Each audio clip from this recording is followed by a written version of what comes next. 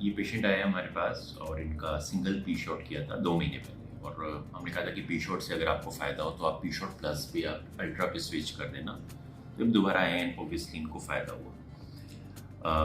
जो इन्होंने बताया आप बात करना चाहते हैं, कर लेंगे? ठीक है, बताइए क्या फ़ायदा हुआ? सर पहले अच्छे से नहीं हो पाता था, अभी अच्छे हो रहे हैं।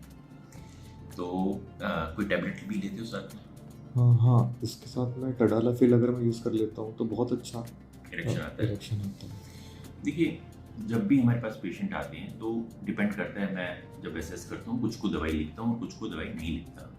जिनको जो नहीं कर रहे हैं उनको कोई दवाई नहीं दी जाती, धीरे धीरे वो अपने आप ठीक हो जाते हैं। लेकिन जो कर रहे हैं उनको दवाई दी जाती है लो डोज में, टडालाफिल 5 मिलीग्राम। लेकिन प्रॉब्लम ये होती है कि पेशेंट ये सोचते हैं कि जब भी हम पी शॉट कराएंगे या कोई भी ट्रीटमेंट कराएंगे उसके बाद हम बिल्कुल दवाई ना लें।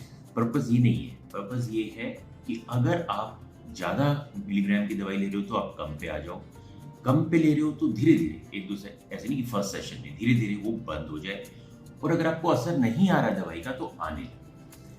दूसरा, शुरू में दवाई इसलिए भी दी जाती है कि अगर आप जब करने जाओ तो आपके मन में एक साइकोलॉजिकल ईडी भी होता है, डर भी होता है।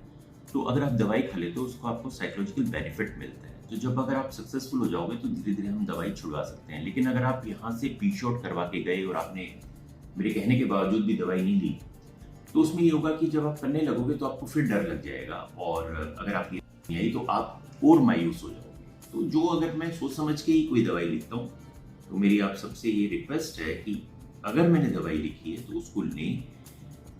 और जो वीडियोस हैं कि टडालाफिल से मैंने वीडियो स्पेसिफिकली बनाया था कि लो डोज टडालाफिल बहुत फ़ायदा करती है, नुकसान नहीं करती।